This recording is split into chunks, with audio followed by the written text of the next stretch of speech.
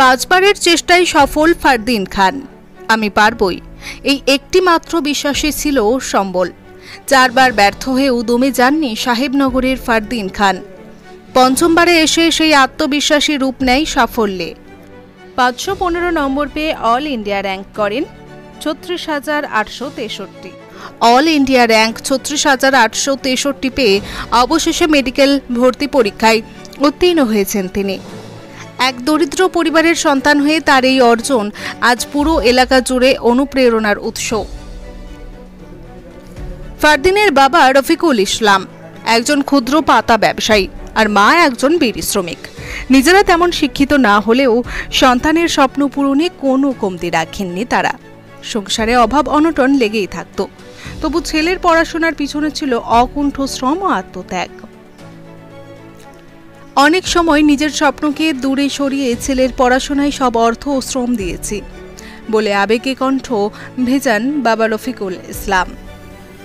ছোটবেলা থেকেই শান্ত, মনোযোগী ও ধর্মভীরু ফারদিন খেলাধুলার চেয়ে বই আর নামাজেই বেশি মনোযোগী ছিলেন। মেডিকেলে ভর্তির লক্ষ্যে তিনি নিট পরীক্ষায় অংশ নেন 5 বার। প্রথম 4 বার ব্যর্থ হন, কিন্তু হাল ছাড়েননি কখনো।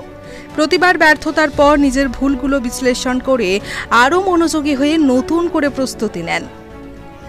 চলতি বছরের পরীক্ষায় প্রশ্নপত্র তুলনামূলক কঠিন ছিল, কিন্তু ফারদিনের মানসিক দৃঢ়তা ও প্রস্তুতি তাকে এগিয়ে দেয় সাফল্যের দিকে। র্যাঙ্ক 36,863 পাওয়ায় সরকারি মেডিকেল কলেজে ভর্তির দ্বার প্রান্তে তিনি। প্রতিবেশী খোরশেদ আলম বলেন, এই ছেলেটার মধ্যে এক ধরনের ধৈর্য ও নীরব আত্মবিশ্বাস আছে, যা খুব কম ছাত্রের মধ্যে দেখা যায়। ফারদিনের স্বপ্ন একজন মানবিক ও আদর্শ চিকিৎসক হওয়া। তিনি চান গরিব মানুষের পাশে দাঁড়াতে আর নিজের অভিজ্ঞতা কাজে লাগিয়ে গ্রামের ছেলেমেয়েদের মেডিকেলে যাওয়ার পথ দেখাতে। ফারদিন খান বলেন, আমি 4 বার ব্যর্থ হয়েছি, কিন্তু প্রতিটি ব্যর্থতা থেকেই কিছু না কিছু শিখেছি। ব্যর্থতার পরেও নিজেকে বলতাম, আমিও পারব। নিজের ভুলগুলো শুধরে আবার পথ চলা শুরু করতাম। কাঁধে ছিল পরিবারের দায়িত্ব, বাবার স্বপ্ন আর আমার নিজের লক্ষ্য। আমাদের পরিবারের আর্থিক অবস্থা খুবই সাধারণ, কিন্তু বাবা মা আমার লেখাপড়ার পিছনে সর্বোচ্চটা দিয়েছেন। আজ আমি সবচেয়ে বেশি খুশি এই কারণে যে বাবা মায়ের স্বপ্ন পূরণ করতে পেরেছি। দিনে 8 থেকে 10 ঘন্টা পড়াশোনা করতাম, কখনো নিজেকে ছোট ভাবিনি। আমার বাবা মা সবসময় পাশে থেকেছেন, আমাকে সাহস দিয়েছেন, আত্মত্যাগ করেছেন। সেই ত্যাগই আজকের এই সাফল্যের পিছনে সবচেয়ে বড় অনুপ্রেরণা।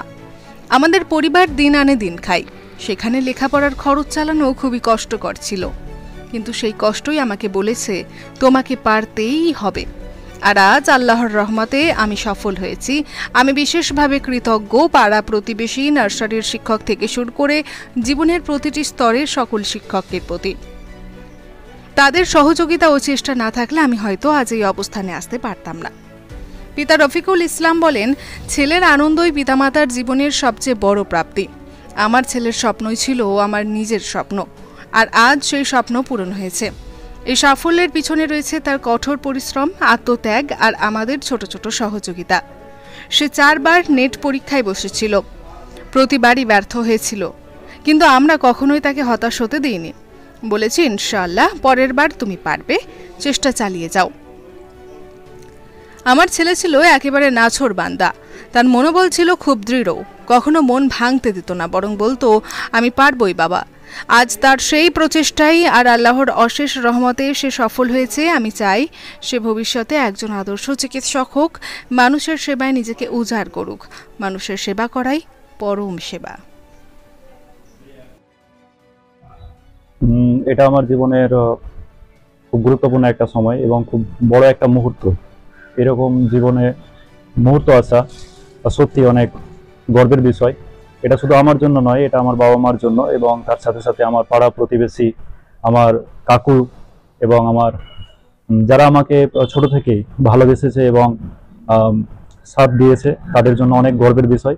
তো এই মুহূর্তটাকে আমি খুব বড় বিষয় বলে মনে করি আমার জীবনে। এটা আমার স্বপ্ন ছিল প্রায় আজ থেকে 5 বছর আগে পর্যন্ত। আমি 4 বার পরীক্ষা দিয়েছিলাম, কিন্তু 4 বার ব্যর্থ হয়েছিলাম। বাট ব্যর্থ হওয়ার পরেও আমি কখনো হার মানিনি বা হয়তো নিজেকে কখনো ছোট করে দেখিনি। আমি সবসময় মনের মধ্যে একটা বিশ্বাস ছিল যে আমি পারবো, এবং সেটা আজকে আমি করে দেখিয়েছি। এখানে শুধু আমার অবদান নয়, এখানে আমার বাবা মার আহ, অবদান রয়েছে। কেননা তারা আমাকে সবসময় সাপোর্ট করেছে এবং মোটিভেট করেছে প্রত্যেকটা মুহূর্তে। আমি হয়তো কোনো সময় যদি হয়তো চিন্তিত থাকতাম, তো তারা আমার পাশে এসে আমার মাথায় হাত দিত এবং অনেক সাপোর্ট করতো এবং বলতো যে এগিয়ে যাও, আমরা তোমার পাশে আছি। আজকে তার ফল আমি পেলাম, তার জন্য খুব ভালো লাগছে। সেটা আমি বলে নয়, পৃথিবীর যে কোনো ছেলে চাইবে যে তার বাবার মুখ উজ্জ্বল করুক। তো হয়তো সবাই পারে না, আজকে আমি হয়তো কিছুটা করতে পেরেছি, বাট এখনো কাজ কমপ্লিট হয়নি। আমি মনে করি এই কাজ শুধুমাত্র শুরু হয়েছে। আমি আগে অনেক এগিয়ে যেতে চাই এবং বাবা মার মুখ উজ্জ্বল করতে চাই। আগামীতে কি প্ল্যান রয়েছে? প্ল্যান, মানুষের পাশে আমি দাঁড়াতে চাই, যারা অসহায় দরিদ্র মানুষের পাশে। শুধুমাত্র টাকার কথাই নয়, কারণ টাকা তো হয়তো আল্লাহ চাইলে দেবেন, বাট এই মুহূর্তে আমি মনে করতে চাই যে গরিব অসহায় মানুষদের পাশে দাঁড়ানোটাই আমার বড় কর্তব্য। আমি তাদেরকে একটাই বার্তা দিতে চাই যে শুধুমাত্র যে টাকা পয়সায়, অবশ্যই টাকা পয়সার প্রয়োজন পৃথিবীতে, বাট সব ক্ষেত্রেই যে অনেক টাকা পয়সার প্রয়োজন সেটা ভুল কথা। নিজের যদি মনের যেটা জেদ যদি থাকে, তাহলে সেটা হয়তো যে কোনো জায়গা থেকে, পৃথিবীর যে কোনো জায়গায় বসে থেকে সেটা অর্জন করাটা সম্ভব।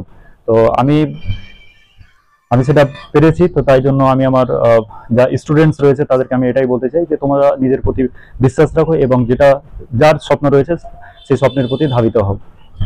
ফারদিন খান। কত গ্রাফ নাম্বার কত? 515। কোথায় বাড়ি? আমার বাড়ি শামসেরগঞ্জ ব্লকের, মুর্শিদাবাদ জেলা, সাহেবনগর গ্রাম। তাদের প্রতি আমার সম্মান ছোট থেকেই এখন পর্যন্ত রয়েছে, কারণ তারা আমাকে প্রত্যেক মুহূর্তে সফলতার যে চাবিকাঠি সেটা আমাকে চিনতে শিখিয়েছে।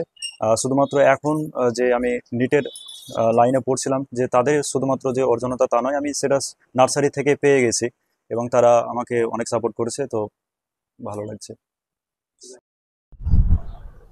আলহামদুলিল্লাহ, আমি বাবা হয়ে খুব আনন্দ পেলাম। আমার ছেলে আজকে ডাক্তার হবে। বা আমি ছোট থেকেই ওকে যে শিক্ষাটা দিয়েছি, সেটা কি পয়সা কামানোর জন্য আমি কোনো সময় কি তুই পয়সা কামাবি এটা নয়, সবসময় এই শিক্ষাটি দেওয়া হয়েছে যে গরিবের পাশে দাঁড়াবি। বড় লোকের পাশে সবাই থাকে, কিন্তু গরিবের পাশে কেউ থাকে না। এই শিক্ষাগুলোই দিয়েছিলাম। কিন্তু আলহামদুলিল্লাহ কি আজকে আমার ছেলে ডাক্তার হয়েছে। তো আমি খুব বড় পয়সাওয়ালা লোক নয়, খাটি খাই, এই তো হচ্ছে ব্যাপার। কিন্তু আলহামদুলিল্লাহ খুব ভালো লাগছে আমাকে। কিভাবে এই যে একটা জার্নি, আপনার একটা লম্বা জার্নি, ছেলের পেছনে সময় দিলেন, ছেলের মনকে দৃঢ় রাখলেন, কিভাবে করলেন এগুলো একটু? না, ছেলেকে সবসময় উৎসাহ দিয়েছি, ছেলের পাশে সবসময় দাঁড়াচ্ছি। ছেলেকে সবসময় বলেছি কি না পারবি, বা হয়তো ছেলেও বলেছে কি না আব্বা আমি পারবো। কোনো সময় ছেলেকে বলিনি কি না পারবি না, সবসময় ওর পাশে বন্ধুর মতো হয়ে দাঁড়িয়ে থেকেছি। আমার চাইতে ওর মা সবসময় বেশি পরিশ্রম করতো। ওর মা সবসময় ওকে মানে বেশি করতো। বা এবারকার যে পরীক্ষাটা, এক্সামটা দিয়েছে, সেটা কোনো মিশন থেকে দেয়নি, বাড়ি থেকে ও পরিশ্রম করে দিয়েছে। হ্যাঁ, তো মেহনতটা ভালোই করেছিল। 515। কি নাম ছেলে? ফারদিন খান। সত্যি আজকে খুব ভালো লাগছে। ফারদিন খানের মতো একটা নিম্ন মধ্যবিত্ত পরিবারের বলা যায় সুসন্তান, 4 বারের অদম্য লড়াই বা জেদ করে কিংবা কঠোর পরিশ্রম করে যে সফলতা পাওয়া যায়, তার নিদর্শন আজকে আমাদের ফারদিন খান ডলারের এই সাফল্যে আমি একজন এলাকাবাসী, প্রতিবেশী হিসেবে খুব গর্বিত। ডলারের এই সফলতার মাধ্যমে গোটা শমশেরগঞ্জবাসী, মুর্শিদাবাদবাসী তথা ভারতবর্ষের লোক যেন উদ্বুদ্ধ হয়। কারণ ডলার একজন 4 বছর পরীক্ষা দেওয়ার পরেও কোনো আশা না হারিয়ে লড়াই করে আজকে এই জায়গায় এসেছে। এটা যেন উদ্দীপনা পায়। ডলার এইভাবে যেন বড় হয়ে মানুষের মতো মানুষ হয়ে সমাজকে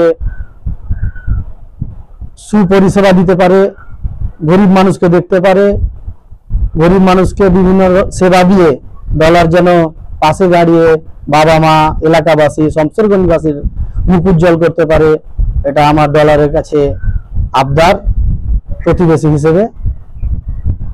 এবং সাধারণ মানুষকে কি বলবেন, তার এই যে উত্তীর্ণ পেলো তার পাশাপাশি সাধারণ মানুষকে কি বলবেন? সাধারণ মানুষকে একটাই আমি বলবো কি সফলতার জন্য আপনি আপনার ছেলেকে অবশ্যই পড়ান, ছেলে মেয়েদেরকে আগ্রহ জাগিয়ে তুলুন। বাবা তুমি পারবে, বাবু তুমি পারবে।